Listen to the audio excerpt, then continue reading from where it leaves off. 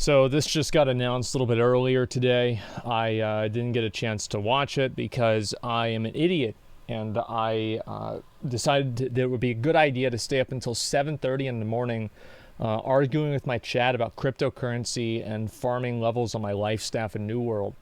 So yeah, we missed the live reaction because of that, and we're going to go through and look at some of the 9.2 changes and just pretty much everything that 9.2 has to offer. The Shadowlands story pulls together threads that started in Warcraft 3 and wove their way through many of our expansions. We approached it like a drama in 3 acts. Now, as the third and final act begins of the saga, we need to stop the jail. Wait, the third and final act? Does that mean we're not going to get a 9.3? Like, are we not going to have a 9.3? What the hell? From reaching his ultimate goal, which is to rewrite the rules of reality. Eternity's End serves as the final chapter of one book of the Warcraft saga. See, like, I don't even see how the jailer is bad. Am I crazy for that? Like, I don't, like, I'm not even convinced the jailer is wrong to begin with. You know what I mean? Like, how do we know he's wrong? Like, they're the ones that put him in jail. We never heard his side of things. He's talking about, like, getting rid of the cycle of life and death. It sucks whenever things die.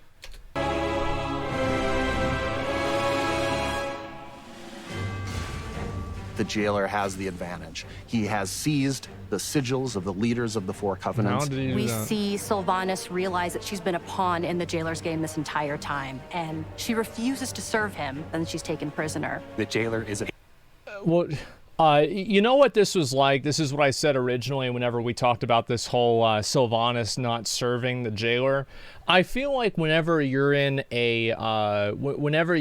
leagues with a intergalactic being that is classified as death with a capital D, he's so powerful that he had to be enslaved by multiple titans, and he basically is the arbiter of the entire death sequence in the universe.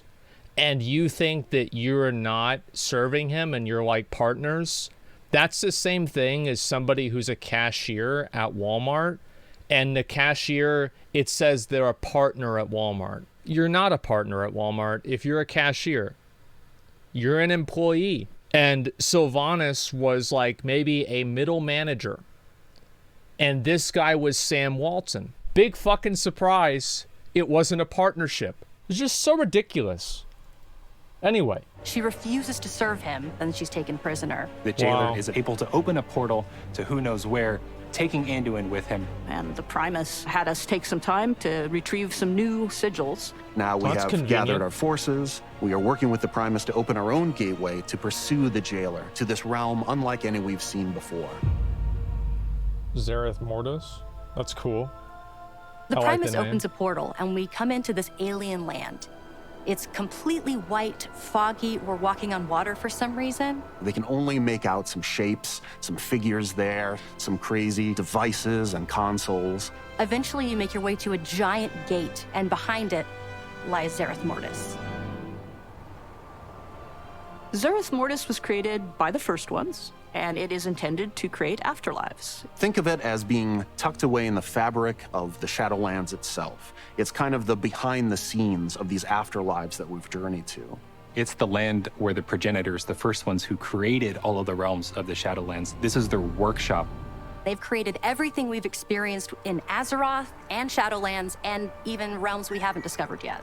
These first ones built the universe as far as we know, but their intentions or methods are completely unknown. But of course, the jailer's presence here is disrupting this process, and we're working to push back against the jailer's forces and protect this place.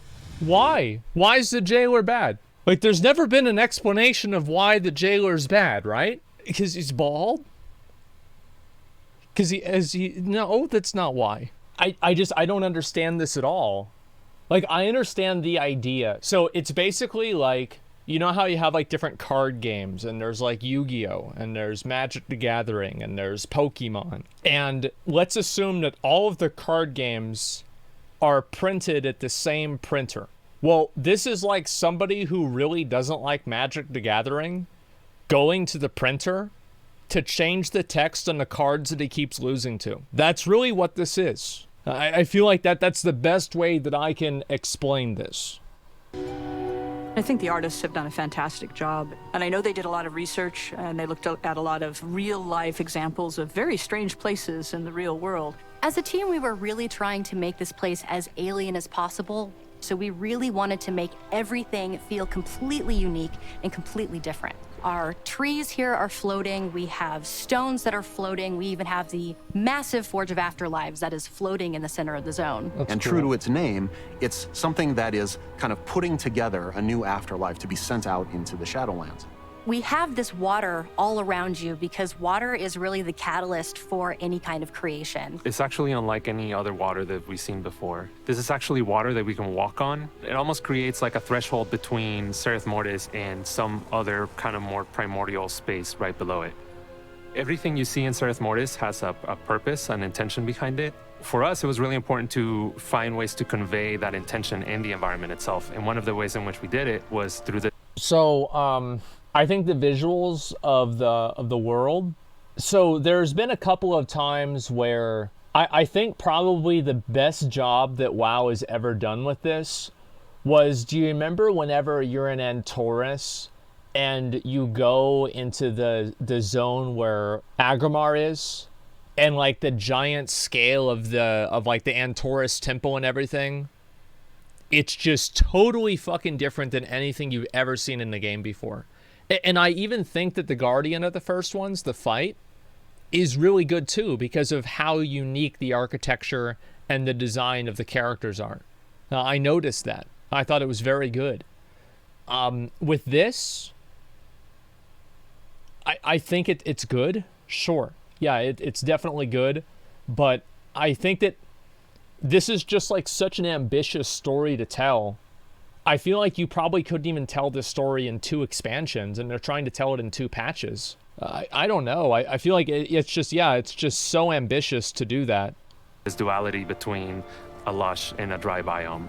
In the dry biome, we see perhaps what the original look of the zone was when the progenitors were first establishing this workspace for themselves. And in the lush biome, we see the result of their experimentation with plant life and fauna and things like that. These are all test beds for what we'll eventually see elsewhere. Okay. From there, we started thinking about what kinds of creatures would be in this place that are fundamentally prototypes.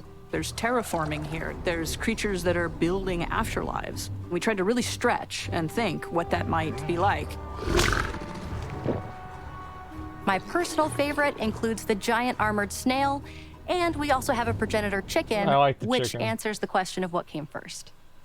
Yeah, I actually do like the chicken. These first ones who crafted Zereth Mortis, what they left behind were the Automa, meant to take care of the place and make sure that it fulfilled its function to create afterlives. Okay. The Automa have several different classes, and you can see this in their silhouettes. We have the builders, we have the protectors, we have the casters, and each one of them have a specific role within the Shadowlands. And then you'll also discover the Jiro, which are a part of the Automa.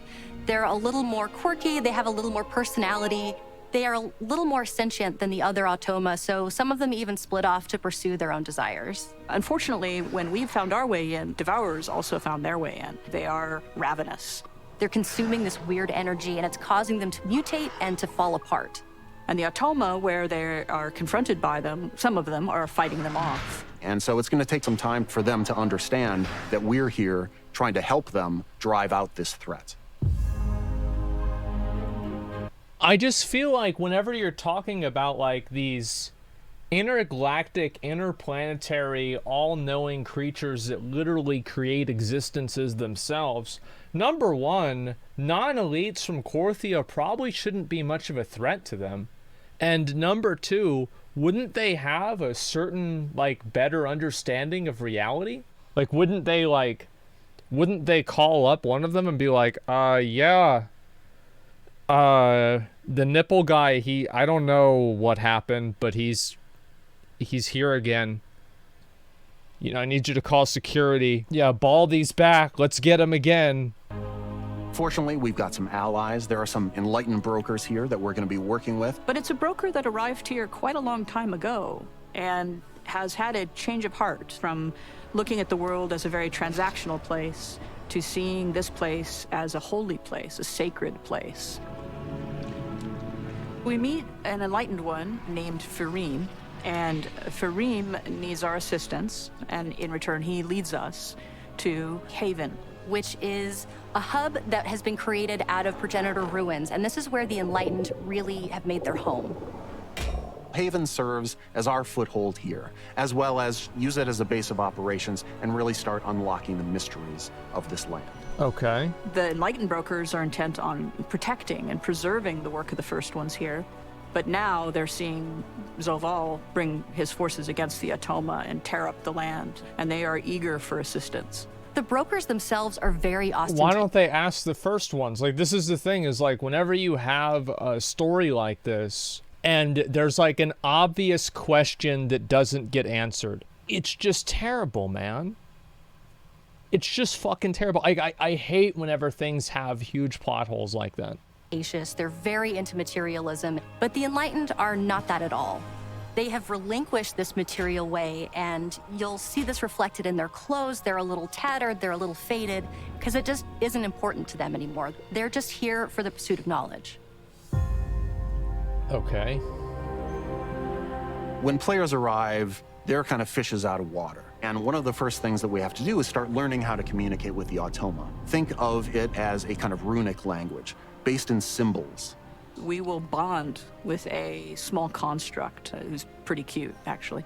And with his assistance and the assistance Cool. of Fareem, I like it. Yeah, I think we that's will really learn cool. eventually how to understand the symbols through the cipher of the first ones. I think that's actually really clever, right? I like how you introduce the quests and you can't read any of it. You know, I think that's cool. Like, just as a narrative device, because it's something that we've never really had before. Like, you never had like a time where like you read the quest and you can't really communicate with the NPCs.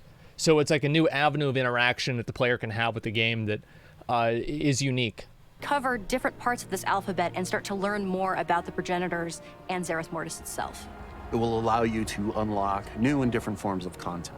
So that can range from daily quests to new options on the vendors to places to explore and new side quests that open up. So it's really the gateway to exploring the far reaches of Zereth Mortis. As we looked into the development of Cypher of the First Ones, we wanted something that was unique that players haven't seen before. Okay. A little bit of familiarity, but something that takes that to the next level. We really involved the whole team in this creative process. We worked with our UI team to be able to represent those through text, through these things talking and seeing them on screen in chat bubbles and in our chat window. Little by little, these kind of runes start taking shape into words that we recognize. But it's going to be a process that unfolds over the course of playing through Eternity's End. I think this is an interesting idea. Like, I think the creation of after, like, I think this is, that sounds cool. Like, they might not implement it the way I think that it would be cool, but the way that they are explaining it has the potential to be really, really cool. I think that's interesting. It's like, I'm sure eventually you'll find effectively a Rosetta Stone, right? Or something like that, and or maybe the Rosetta Stone will be the 9.2.5 catch-up mechanism that allows you to automatically just read what they're saying, and it only costs a certain amount of catalog research that you have to get from Korthia. So, I don't want to give them any ideas, but that's basically what it could be. The Automa speak in this kind of musical language. They don't talk the way that we mortals are used to speaking. The sound team was super excited. They jumped in. The design is really good. They started prototyping all kinds of different sounds. We listened, we gave feedback. And we really ended up in a cool place. As you're playing through and gradually unlocking the language, you'll be able to see those words. I like that in a way because it's reminiscent of like the Cimmerillion lore and the way that like creation is made through music of Iluvatar. And I actually really like that in like a Lord of the Rings perspective, Good connection. Yeah. Like, that's really cool. So I think that the way that, because like there's always been like a very strong mixture between and like metaphors and literature and writing that correlates creation and life to music, and to have the things that create life and afterlife behave in musical ways, I think is a good literary device. They just didn't want to pay voice actors. Yeah, probably. That they're saying, but still hear those tones. They changed it slightly. Sepulchre, The jailer's first true one. Okay. goal has never really been to escape the Maw or to gain power. He's been focused on reaching this place called the Sepulchre, to go into this place of power and to really rewrite the rules of the universe. We'll learn that the jailer has breached the Sepulchre of the First Ones, and this becomes our new raid for Eternity's End. We're going to gather our forces, we're going to pursue the jailer inside. Once you go inside the Sepulchre, there's some mind-blowing visuals. This is a place that should not be able to exist according to the laws of physics as we know them on Azeroth. Just looking out into this impossible sky according to the laws of physics. This reminds me a lot of Coils of Bahamut, you know, like a little bit. This is really cool. Yeah, like the design of this is nice. I like it. Yeah, Allegan technology, exactly. Yeah, you know, this is cool. As we know them on Azeroth, just looking out into this impossible sky of seeing these ancient works of the First Ones, those laws don't apply to anything we see here. Among the bosses that we're going to face in Sepulchre of the First Ones include the jailer's forces, maybe a dreadlord or two that you haven't tied up loose ends with. We'll face a consular. This is similar to a being like Algalon, but the jailer's gotten to it and has infused his domination magic into the consular. Algalon, but the jailer... But I thought the consulars like Algalon were agents of the Titans. I thought it was very explicitly stated that Algalon was an agent of the Titans. Okay. So the Dreadlords, was it ever explicit? This is a question. I actually don't know the answer to this.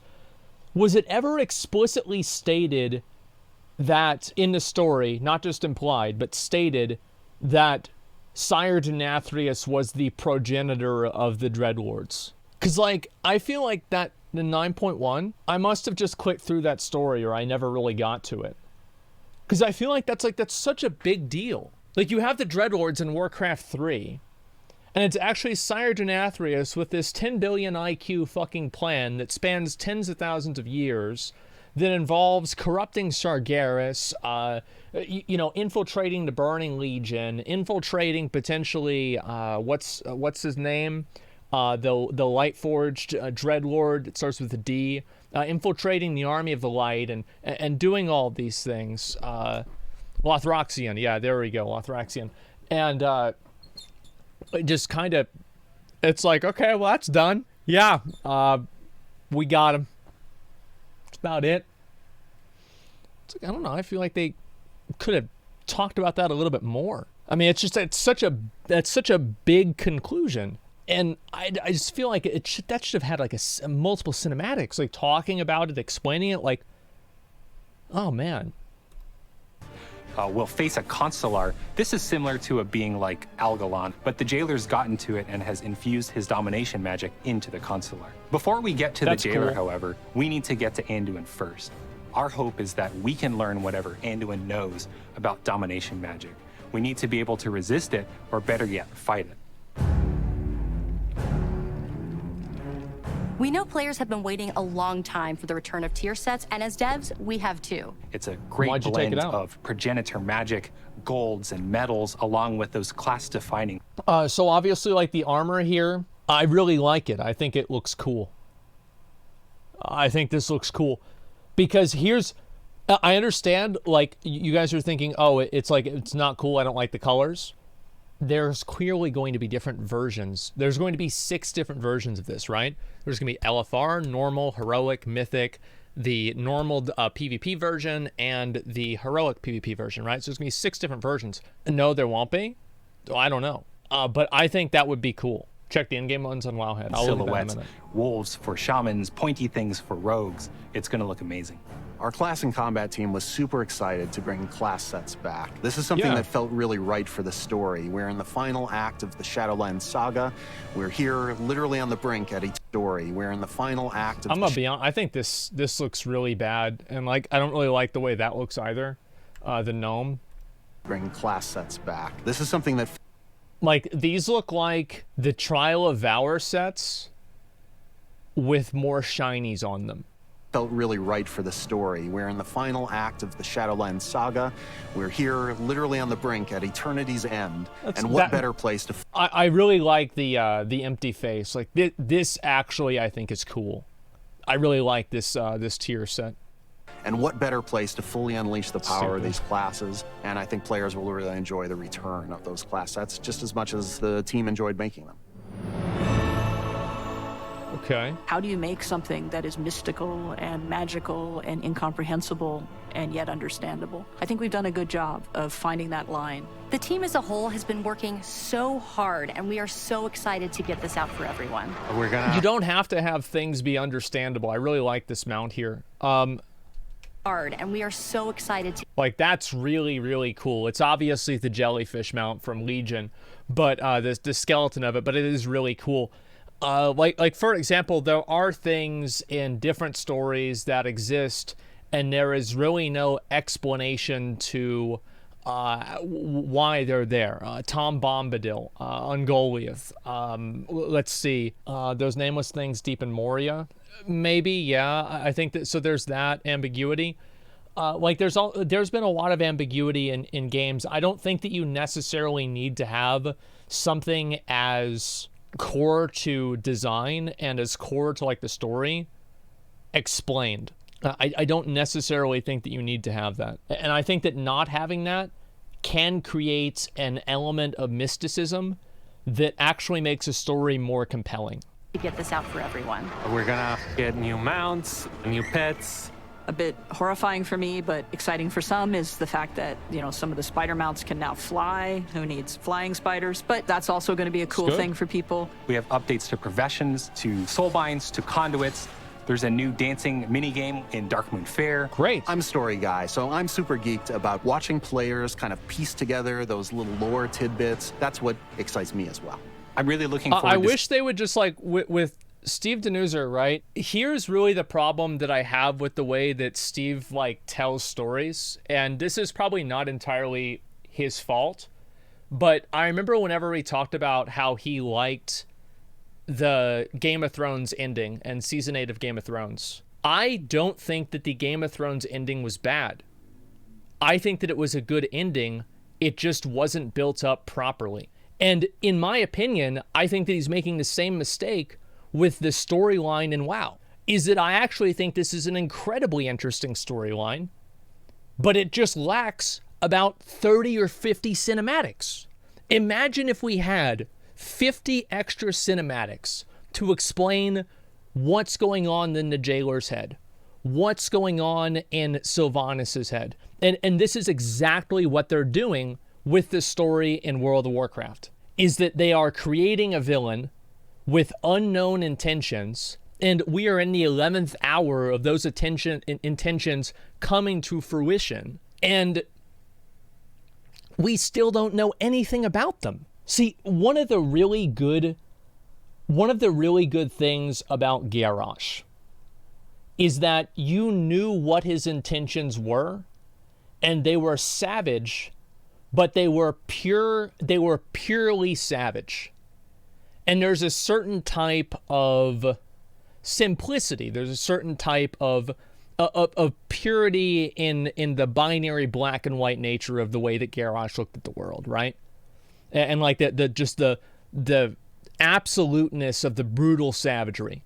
And I think that's why it was so cool. And he never went back on that. Like, Garrosh was great. But imagine if you never had... It's like, imagine if you took out Garrosh choking the guy out after he burned down the village. Imagine if you took out Garrosh feeling and getting basically depression after he killed Cairn because he didn't know that he had a poisoned dagger that was given to him by Magatha Grimtotem. Imagine if you didn't have Garrosh and like the whole story that he went through in Draenor, and then Thrall comes and tells him that his father's actually a hero, or sorry, Outland. Imagine if you didn't have any of that. Well, then you have the jailer. You see what I'm saying? So the problem is that if they want to tell a story with this many wrinkles and this big of a scope, They have to invest in cinematics to tell the fucking story. They can't expect for people to buy a book. I don't want to do homework to understand what's happening in a video game. It's ridiculous. Season 3 of Mythic Plus, Tazavesh is getting split into 2 dungeons. If you're a raider, if you chase Keystone Master, if you're an achievement collector, there's something for everyone to do in this. Shadowlands is like the final chapter of one book of the Warcraft saga, and our team is already hard at work on the next stories to come. Can't talk about them quite yet, but when the time is right, we're going to be really excited to share them with you.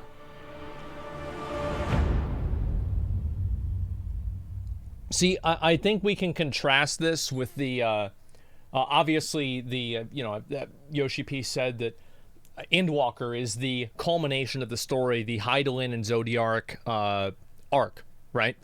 And the difference is that you learn about Hydaelyn in the first hour of playing the game.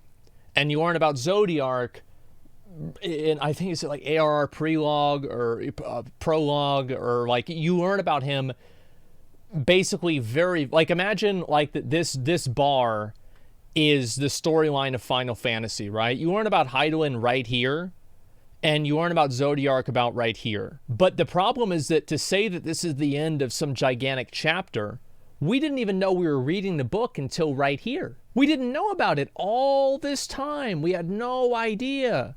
There was no lead up to this. There's nothing, right? Now, like, if you compare this with Sargeras, and Sargeras, like, leading up to Sargeras was, like, that was a good story, right? Because there was Sargeras in Warcraft 3, there was Sargeras in World of Warcraft, and, like, his influence, the Burning Legion, Burning Crusade, right? And finally, whenever we get him, we put him back in jail, it's like, thank fucking God, we got his ass, you know? And that's a good thing. This all somehow ties back to Sargeras. This is going to suck. So I genuinely don't know how this is going to end. Like, I think that, in my opinion, what is the best outcome of the story? In my opinion, the best outcome of the story is in the last phase of the jailer fight. Whenever we're about to kill him, it plays a cinematic. And he says, "Why aren't you on my side? You're all already dead." It flashes back to the fact that the idea that we killed N'Zoth was a dream. Everybody was actually destroyed and killed by N'Zoth, just like the prophecy in Sylvanas said was going to happen in the end of the Fourth War. Everybody's fucking dead. The jailer does it. He snaps his fingers, right? And he completely re-originates the universe, deletes N'Zoth, remakes our lives, fucking changes all of Azeroth, and completely fucking remakes the entire universe. And he wins. And the next story is us getting Sargeras, because he's the only thing in the whole universe that could kill the jailer, right? Us convincing Sargeras to go back and undo it. Now that would be a cool ending.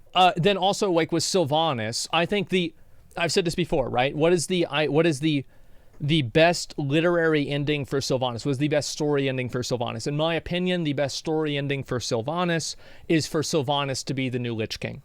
This was always teased throughout the course of World of Warcraft, and I think that with Sylvanas being the Lich King, she effectively, and here's why, right, is that Sylvanas wants eternal life, and the Lich King imprisons her in eternal life, but she is imprisoned in eternal life, and she becomes a servant, the one thing that she did not want to do. It's like the poetic ending of the villain getting exactly what they want in the worst way possible, right? It's poetic justice, exactly. That is, in my opinion, what the best ending for Sylvanas is. I don't think they should kill Sylvanas.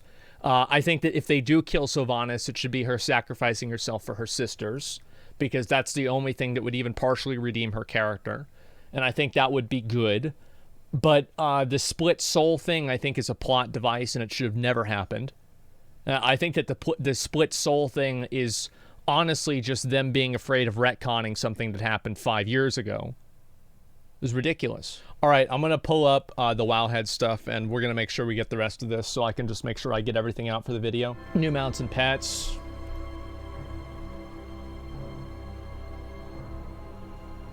I mean, all of these are cool.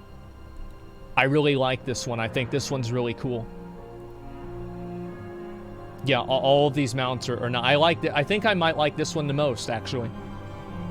Yeah, this is cool. The snail is cool, too. New pets as well. Great. Happy to see it. Solo queue. Oh, they're adding solo queue finally. That's good. See, this is actually a really smart thing. And this is what I said that they should do, right? Is that they should add in solo queue to a certain degree as a brawl to just see what happens. It's just a brawl. You know what else was just a brawl? Seething Shore. And now it's an actual battleground in the game that you can queue for at any time. So they're clearly using the brawl system as a testing grounds for new content. It's basically like a PTR that you pay for. Sepulchre, the first one's raid is time gated, face 8 bosses, including Anduin in the first week. Okay. I don't think it's that big of a deal. They did this for ICC and it wasn't that bad. I really don't think it's that big of a deal, like a 2-week thing. I think that dragging some content out is not necessarily the worst thing. Almost all developers and like Final Fantasy does the same thing. It's like whenever Endwalker comes out, Pandemonium doesn't release the same day. Thank God I can fucking pay money to not have to level my characters now. Holy shit, I've been waiting for this. They need to just bring this out at the beginning of the expansion. Like, please, from now on, just bring this out at the beginning of the expansion. Like, I hate leveling. I don't want to do it. Like, let me just fucking give you $60 and let's call it a day, okay? Like, how many characters do I have to boost for this? Tier sets? Oh, yeah. Let's look at tier sets. Tier sets will be obtainable in PvP and Mythic Plus as well. Huh. That's really interesting. Read the blue? Oh, yeah. Okay, sorry, I didn't read that. However, we're making some major changes. Sometime after Eternity's End's releases, you'll unlock a Forge of Creation system and earn a new currency. The currency, along with an item from PvP or dungeons, can be transformed into a tier set piece. This is supposed to work like bad luck protection, or again, people wanting to make new characters as a catch-up method if you start in late. More systems? I actually think this is an example of a lot of the people, because I know a lot of people that are saying that are probably like Final Fantasy fans. You understand this is the exact same as the totem system that you have in Final Fantasy, right? I do not necessarily think that this is, it's not a fundamentally bad thing. We'll wait to see what it is. Elaborate. So the idea is that every single time that you kill a boss in Final Fantasy, like let's say you kill Alexander, bosses in Alexander, or you kill like an extreme. They have these for extremes for sure. You get a totem, and then you can sell those. Like you do the Odin Fate, and you get a certain amount of items, and your totems you can redeem them at the vendor, and you can buy the items that could drop from Odin. So and this is a system that is liked by people in Final Fantasy. And this is effectively what they are doing. We might normally have patched this in much later in the game, but we wanted to introduce these systems earlier to give players a clearer roadmap. This is a sentence that I've been waiting to hear for 5 years. I think that why would you have normally patched it in later? Ask yourself that question. And then that question, the answer to that question, will be the answer to why a lot of people are frustrated with the game. Problem is they come up with the systems, the players beg for the next expansions, it's gone again, people have to beg for them again. Well, this is what I said before, right? Like, my faith in WoW will not be restored until next expansion. That's what's really going to, this is what I said before, right? Is that 9.1.5 is giving all the players what the stuff that they want. Great. Okay, but does this mean that you can actually react and make changes as things occur while they're being released and while they're being tested? Because that's always been the problem. Copia and next expansions, I didn't say that it's going to save WoW. I said that it is a point where I will either have faith in WoW or not. You see kind of what I'm saying? And the thing is, like, if you have no faith, great, I don't blame you. I don't blame you. But let's see what they can do. And if it's good, great, we have a new game to play. If it's not, who gives a fuck? We're gonna play the Riot MMO, we're gonna play Final Fantasy, we're gonna play New World whenever they can get their shit together, we're gonna play Lost Ark, we've got a million other games, so we gotta play Elden Ring.